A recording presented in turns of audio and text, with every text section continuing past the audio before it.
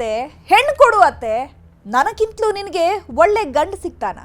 ನಿನ್ನ ಮಗಳನ್ನ ಬಂಗಾರದಂತೆ ಸಾಕ್ತೀನಿ, ಗಿಳಿಯನ್ನೇ ಮುದ್ದಾಗಿ ಮುದ್ದು ಮಾಡಿ ಬೆಳೆಸ್ತೀನಿ, ನಿಮಗಿಂತೂ ಹೆಚ್ಚಾಗಿ ರಿಚ್ ಆಗಿಯೂ ಸಾಕ್ತೀನಿ ಅಂತ ಅದೊಬ್ಬ ಹೆಣ್ಣು ಕೇಳ್ಕೊಂಡು ಬಂದಿದ್ದ. ಆದರೆ ಆ ಮದುವೆಗೆ ಆಕೆ ಒಪ್ಪಿರಲಿಲ್ಲ. ಇಲ್ಲಿಗೆ ಮ್ಯಾಟರ್ ಕ್ಲೋಸ್ ಆಗಿತ್ತು. ಆದರೆ ಅಲ್ಲಿ ನಡೆದಿದ್ದೇ ಬೇರೆ. ಹೆಣ್ಣು ಕೇಳ್ಕೊಂಡು ಬಂದವನೇ ಅತ್ತೆಯನ್ನ ಕೊಲೆ ಮಾಡಿದ್ದಾನೆ. ಇಷ್ಟಕ್ಕೂ ಏನಿದು ಮದುವೆ ಮತ್ಸರ? ಹೆಣ್ಣು ಕೊಡೆ ಅತ್ತೆ ಅಂತ ಬಂದವನು ಹೆಣ ಬೀಳಿಸಿದ್ಯಾಕೆ? ಅಂತಹ ಜಿದ್ ಏನಿತ್ತು ಅನ್ನೋ ರಣರೋಚಕ ಕಹಾನಿಯನ್ನ ಡೀಟೇಲ್ ಆಗಿ ತೋರಿಸ್ತೀವಿ ನೋಡಿ.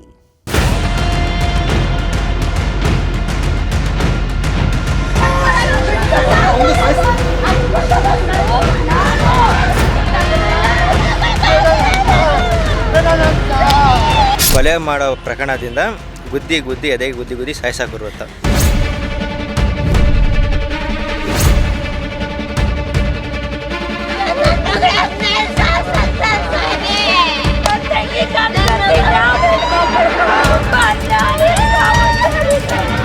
ಇವಾಗ ನಿಮ್ಮನ್ನು ಎತ್ತಿತೀನಿ, ಪೊಲೀಸರು ನನ್ನೇನು ಮಾಡ್ಕೊಳಕ್ಕಾಗಲ್ಲ, ನೋಡ್ಕೊಂತೀಯ, ನಾನು ಈಚೆ ಬರ್ತೀನಿ ಅಂತ ಹೇಳ್ಬಿಟ್ಟು ನಮ್ಮ ಅಕ್ಕನ ಮೇಲೆ ಏಕಾಏಕಿ ಹಲ್ಲೆ ಮಾಡಿ ಸಾಯಿಸಿದ್ದಾನೆ ಸ್ವಾಮಿ.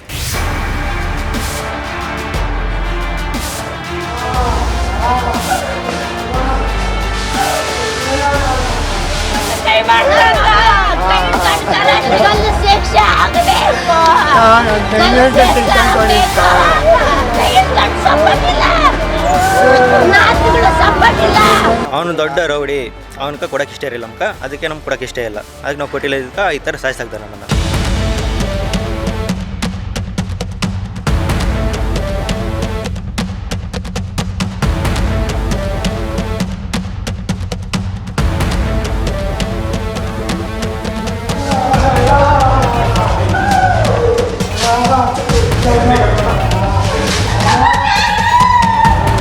ಕುಂದಣ ಗ್ರಾಮದಲ್ಲಿ ಗಂಡಸ್ರೇ ಇಲ್ಲ ಅಂತ ಹೇಳಿಕೆ ಕೊಟ್ಟು ನಮ್ಮ ಅಕ್ಕ ಹತ್ರ ನಮ್ಮ ತಾಯಿ ಅದನ್ನು ಕೇಳಿಸ್ಕೊಂಡಿದ್ದಾರೆ.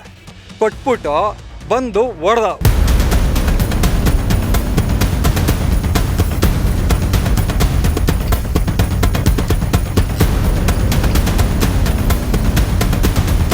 ರಾಜ್ಯದಲ್ಲಿ ಹೆಣ್ಮಕ್ಳಿಗೆ ನಾವು ನ್ಯಾಯ ಕೊಡಿಸ್ತೀವಿ ಅಂತ ಹೇಳ್ಬಿಟ್ಟು ಪ್ರಮಾಣ ಮಾಡಿದ್ದಾರೆ. ಕೊಡಿಸಿಲ್ಲ ಅಂತಂದ್ರೆ ನಾವು ಪೊಲೀಸ್ ಸ್ಟೇಷನ್ ಮೇಲೆ ನಿಂತ್ಕೊಂಡು ನಾವೇ ಇರಲ್ಲ ಸ್ವಾಮಿ, ಇರಲ್ಲ.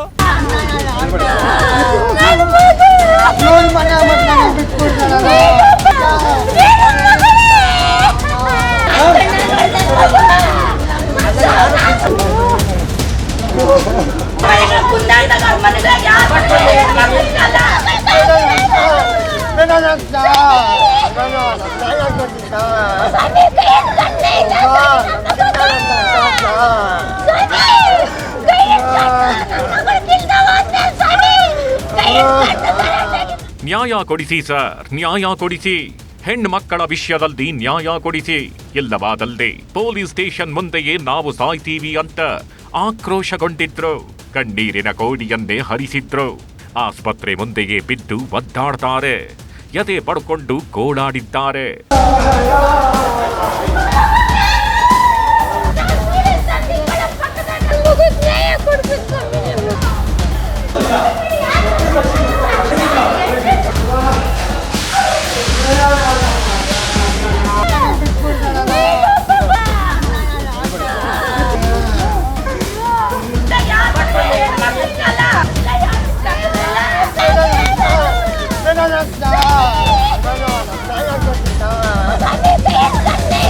ಈ ಯುವಕನಿಗೆ ಆಕಾಶವೇ ಕಳಚಿ ಬಿದ್ದಂತಾಗಿತ್ತು, ಜೀವವೇ ಹೋದಂತಾಗಿತ್ತು.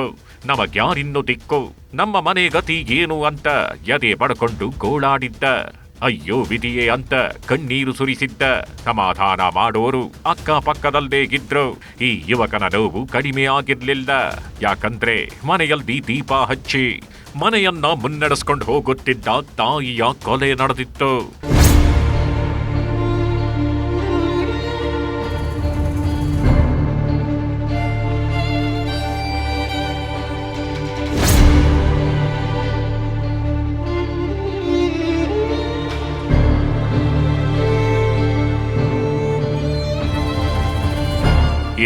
ಇದೇ ಮನೆ ಹೆಣ್ಣು ಮಗಳು ಈಕೆ.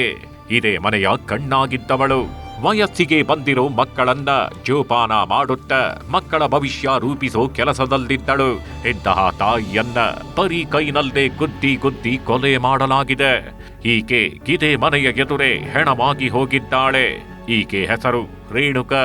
ಬೆಂಗಳೂರು ಗ್ರಾಮಾಂತರ ಜಿಲ್ಲೆಯ ದೇವನಹಳ್ಳಿ ತಾಲೂಕಿನ ಕುಂದಾಣ ಗ್ರಾಮದ ನಿವಾಸಿ.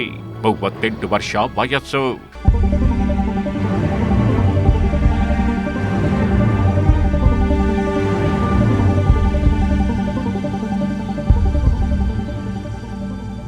ಮನೆಗೆ ಆಧಾರವಾಗಿದ್ದಾಗಿ ರೇಣುಕಾಳನ್ನ ಕೊಲೆ ಮಾಡಿರೋದು, ಇಲ್ಲಿನ ಕಣ್ಣೀರಿಗೆ ಕಾರಣಕರ್ತನಾಗಿರೋದು ಇದೇ ದೇವನಹಳ್ಳಿ ತಾಲೂಕಿನ ಕುಂದಾಣ ಗ್ರಾಮದ ಕಟುಕನೆ. ಹೆಸರು ರಂಜಿತ್.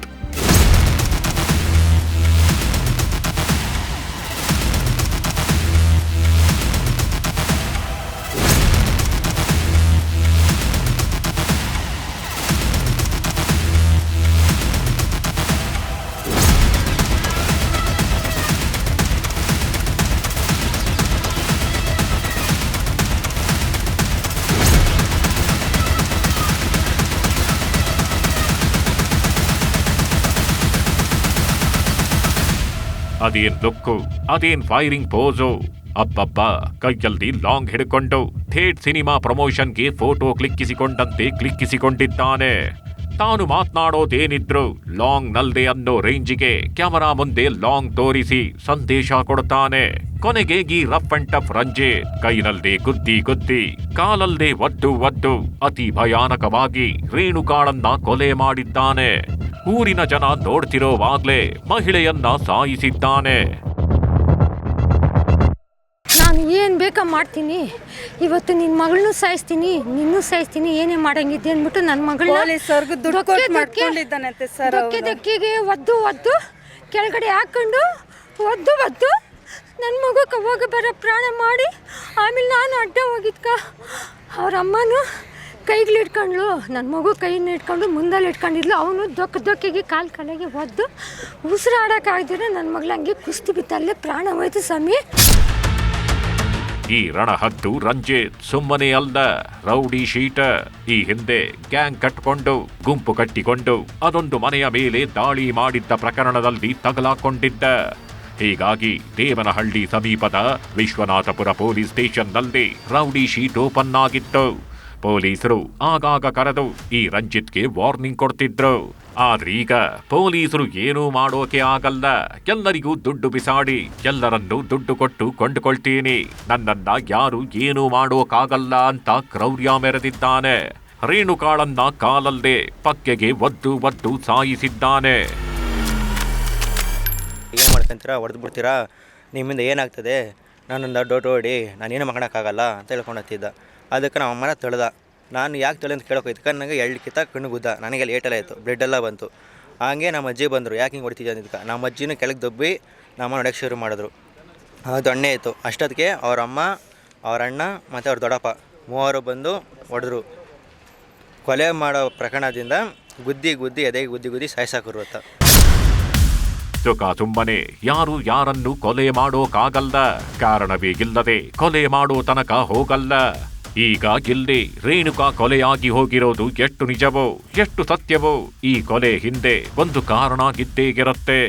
ಆ ಕೊಲೆಗೆ ಕಾರಣವಾಗಿರೋ ಆ ಕಹಾನಿ ಏನು ಅಂತ ಕೆದಕಿದಾಗ ಹೊರಬಂದಿದ್ದು ಒಂದು ಲವ್ ಸ್ಟೋರಿ.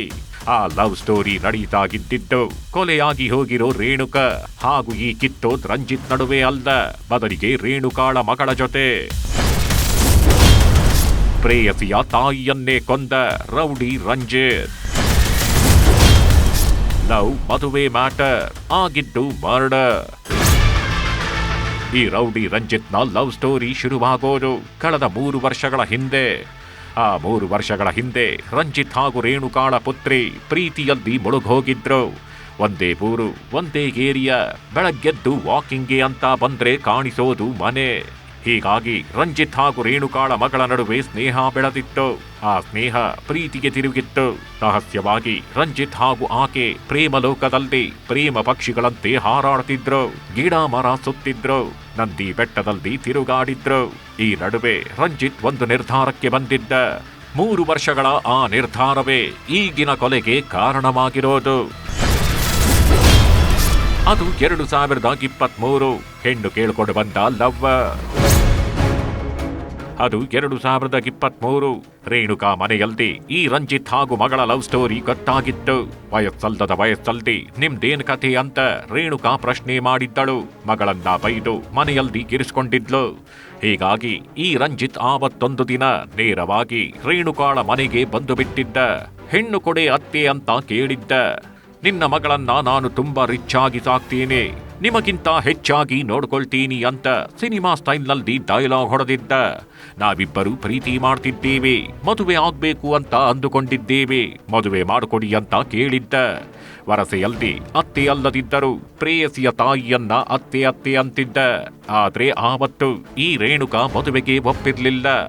ಮಗಳನ್ನ ನಿನಗೆ ಕೊಟ್ಟು ಮದುವೆ ಮಾಡಲ್ಲ ಅಂತ ಖಡಾಖಂಡಿತವಾಗಿ ಹೇಳಿಬಿಟ್ಟಿದ್ಲು.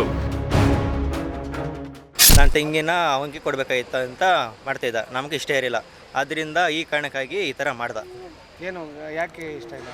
ಅವನು ದೊಡ್ಡ ರೌಡಿ, ಅವನಿಗೆ ಕೊಡೋಕೆ ಇಷ್ಟ ಇರಲಿಲ್ಲ ನಮ್ಗೆ. ಅದಕ್ಕೆ ನಮ್ಗೆ ಕೊಡೋಕೆ ಇಷ್ಟ ಇಲ್ಲ. ಅದಕ್ಕೆ ನಾವು ಕೊಟ್ಟಿಲ್ಲದಕ್ಕೆ ಈ ಥರ ಸಾಯಿಸಾಕ್ದ ನಮ್ಮನ್ನು.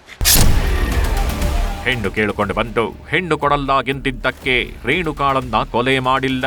ಈ ಕೊಲೆ ಹಿಂದೆ ಇನ್ನೊಂದು ದೊಡ್ಡ ಕಾರಣ ಆಗಿದೆ. ಇನ್ನೊಂದು ಇಂಟ್ರೆಸ್ಟಿಂಗ್ ಮ್ಯಾಟರ್ ಇದೆ.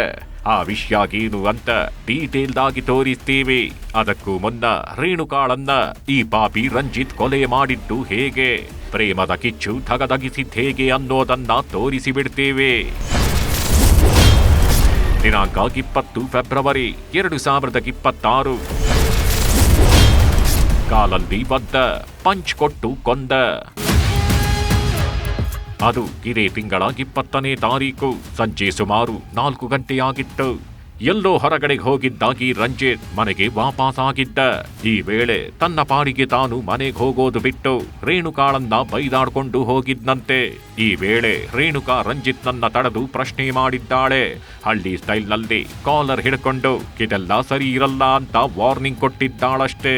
ಬಳಿಕ ನಡೆಯೋದೆ ಎರಡೂ ಮನೆಯ ನಡುವೆ ಗಲಾಟೆ.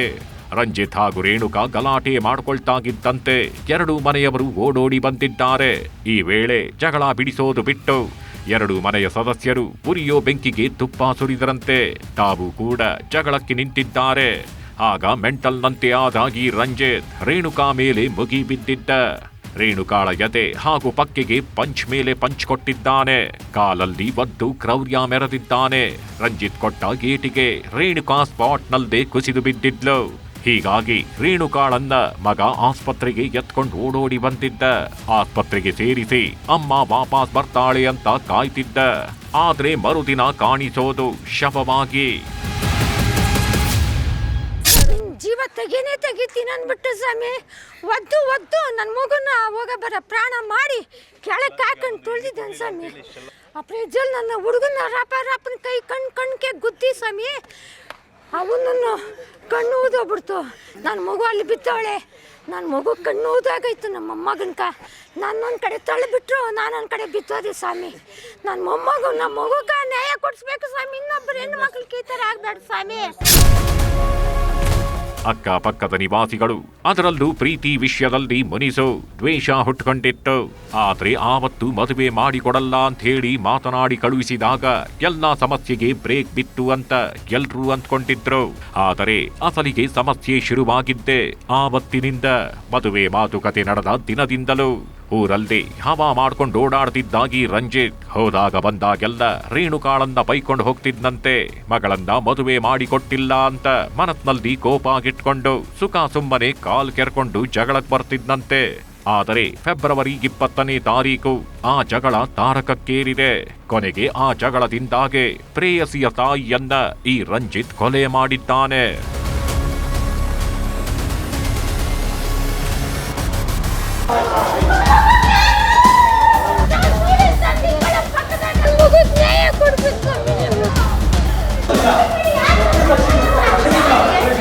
ಒಂದು ಫೋಕ್ಸೋ ಕೇಸ್ ಆಗಿತ್ತು ನಮ್ಮದು. ನನ್ನ ತಂಗಿನ ಅವನಿಗೆ ಕೊಡಬೇಕಾಗಿತ್ತು ಅಂತ ಮಾಡ್ತಿದ್ದ. ನಮಗೆ ಇಷ್ಟ ಇರಲಿಲ್ಲ. ಆದ್ದರಿಂದ ಈ ಕಾರಣಕ್ಕಾಗಿ ಈ ಥರ ಮಾಡ್ದ. ಅವನು ದೊಡ್ಡ ರೌಡಿ, ಅವನಿಗೆ ಕೊಡೋಕೆ ಇಷ್ಟ ಇರಲಿಲ್ಲ ನಮ್ಗೆ. ಅದಕ್ಕೆ ನಮ್ಗೆ ಕೊಡೋಕೆ ಇಷ್ಟ ಇಲ್ಲ. ಅದಕ್ಕೆ ನಾವು ಕೊಟ್ಟಿಲ್ಲದಕ್ಕೆ ಈ ಥರ ಸಾಯಿಸಾಕ್ದ ನಮ್ಮನ್ನು.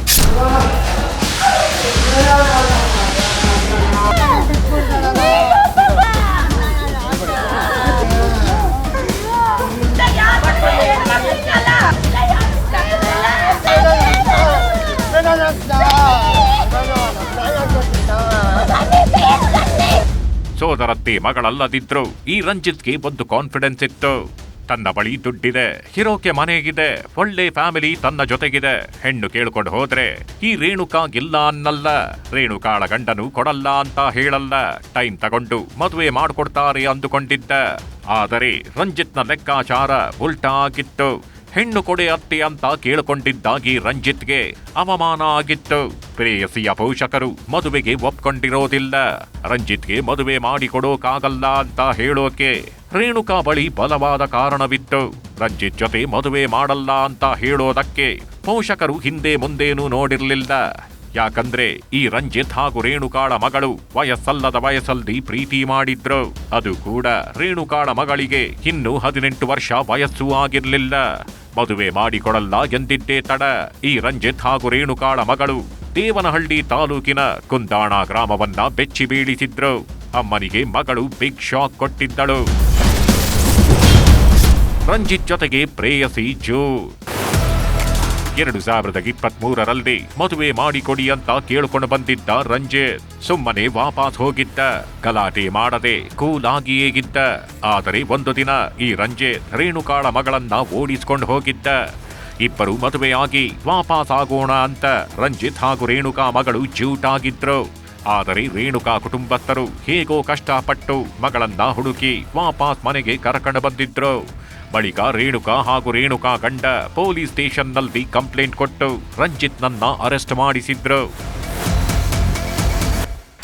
ಈಕೆನ ರಂಜಿತ್ ತಮ್ಮ ಒಬ್ಬ ವ್ಯಕ್ತಿ ಸುಮಾರು 1 ವರ್ಷದಿಂದನೋ 2 ವರ್ಷದಿಂದನೋ ಪ್ರೀತಿ ಅಂತ ಹಳ್ಳಕ್ಕೆ ಬೀಳಿಸ್ಕೊಂಡು ಕರ್ಕೊಂಡೋಗಿ ಮತ್ತು ಪೊಲೀಸ್ ಠಾಣೆಯಲ್ಲಿ ಅದ್ರ ಕೇಸೆಲ್ಲ ಹಾಕಿ ಅವರು ಹುಡ್ಕೊಂಡು ಕರ್ಕೊಬಂದು ಎಲ್ಲ ವಿಚಾರ ಆಗಿ ಕೋರ್ಟಲ್ಲಿ ದಾವೆ ಇತ್ತು. ದಾವೆ ಇದ್ಮೇಲೆ ದಾವೆ ಏನಾಗಿದೆ ಅಂತ ಹೇಳ್ಬಿಟ್ಟು ಪೊಲೀಸರಿಗೆ ಗೊತ್ತು. ಪ್ರೀತಿ ಮಾಡಿದ್ರು, ಮದುವೆ ಆಗೋಣ ಅಂತ ಒಂದಾಗಿದ್ರು. ಅಷ್ಟಕ್ಕೆ ಪೊಲೀಸರು ಅರೆಸ್ಟ್ ಮಾಡಿಬಿಟ್ರ. ಅಷ್ಟಕ್ಕೆ ರಂಜಿತ್ನನ್ನ ಪೊಲೀಸರು ಜೈಲಿಗೆ ಕಳುಹಿಸಿಬಿಟ್ರ ಅಂತ ಶಾಕ್ ಆಗಬೇಡಿ.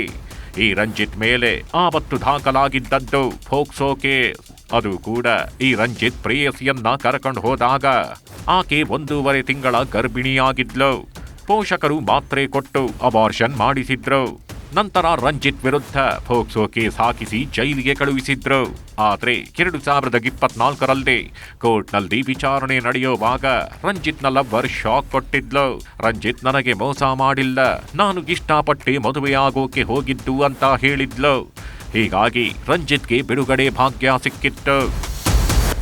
ಇವತ್ತು ಆಚೆ ಬಂದಿದ್ದೀನಿ, ನಿನ್ನೂ ಸಾಯ್ತೀನಿ, ಏನು ಕಿತ್ಕೊಳಕೈತೀನಿ. ನಿನ್ನ ಗಣ್ಣವರು ನೀವು ಏನು ಮಾಡಂಗಿದ್ದೀರಿ? ನಾನು ಪೊಲೀಸ್ ಸರ್ಕ ನಾನು ಎಷ್ಟು ಬೇಕಾದ ದುಡ್ಡು ಕೊಟ್ಟು ನಾನು ಕೈ ಕೆಳಗೆ ಮಾಡ್ಕೊಂಡಿದ್ದೀನಿ. ಇವತ್ತು ನಾನು ಏನು ಬೇಕೋ ಮಾಡ್ಬೋದು. ನಿನ್ನ ಸಾಯಿಸಿದ್ರು ಏನು ಮಾಡ್ಕೊಳಕ್ಕಾಗಲ್ಲ, ಪೊಲೀಸರಿಂದನೂ ಏನು ಮಾಡ್ಕೊಳಕ್ಕಾಗಲ್ಲ ಅಂತ ಯಾರು ಕೇಳಕ್ಕಾಗಲ್ಲ. ಹೇಳಿದಾನೆ ಇವತ್ತು ನಿನ್ನ ಜೀವ ತೆಗೀತೀನಿ ಅಂದ್ಬಿಟ್ಟು ಸ್ವಾಮಿ ಒದ್ದು ನನ್ನ ಮಗುನ ಹೋಗ ಬರೋ ಪ್ರಾಣ ಮಾಡಿ ಕೆಳಕ್ಕೆ ಹಾಕೊಂಡು ತುಳಿದಿದ್ದಾನೆ ಸ್ವಾಮಿ.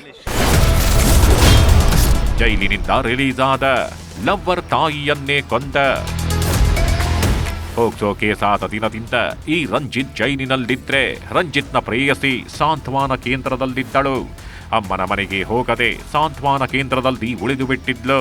ರಂಜಿತ್ನನ್ನ ಮದುವೆ ಆಗ್ಬೇಕು ಅಂತ ಕಾಯ್ತಿದ್ಲು. ಹೀಗಾಗಿ ಕೋರ್ಟ್ನಲ್ಲಿ ಕೇಸ್ ವಿಚಾರಣೆಗೆ ಬಂದಾಗ ಪ್ರೇಯಸಿ ಸತ್ಯ ಹೇಳಿದ್ಲು. ಇದರಿಂದ ರಂಜಿತ್ 2024ರಲ್ಲಿ ಜೈಲಿನಿಂದ ರಿಲೀಸ್ ಆಗಿದ್ದ. 2024ರಿಂದ ಏರಿಯಾದಲ್ಲಿ ರಂಜಿತ್ ಓಡಾಡ್ಕೊಂಡಿದ್ದ. ಇವರ ಕೈಯಲ್ಲಿ ಏನೂ ಮಾಡೋಕಾಗಲ್ಲ ಅಂತ ಬೈದಾಡ್ಕೊಂಡು ಓಡಾಡ್ತಿದ್ದ. ತನ್ನನ್ನೇ ಜೈಲಿಗೆ ಕಳುಹಿಸಿದ್ರು ಅನ್ನೋ ದ್ವೇಷ ಆಗಿಟ್ಕೊಂಡಿದ್ದ. ಯಾವುದಾದ್ರೂ ಮ್ಯಾಟರ್ನಲ್ಲಿ ಸಿಗಲಿ ಅಂತ ಕಾಯ್ತಿದ್ದ. ಅದರಂತೆ ಇದೇ ತಿಂಗಳ 20ನೇ ತಾರೀಕು ಗಲಾಟೆ ಮಾಡಿ ಪ್ರೇಯಸಿಯ ತಾಯಿಯನ್ನೇ ಕೊಲೆ ಮಾಡಿ ಎಸ್ಕೇಪ್ ಆಗಿದ್ದಾನೆ.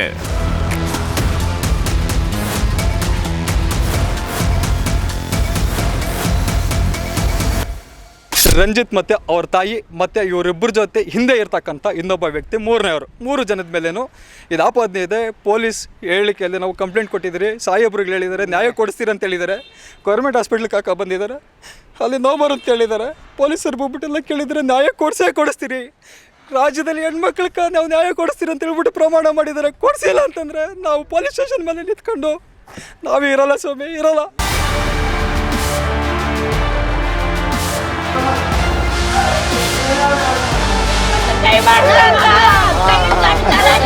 ಶಿಕ್ಷೆ ಆಗಬೇಕು.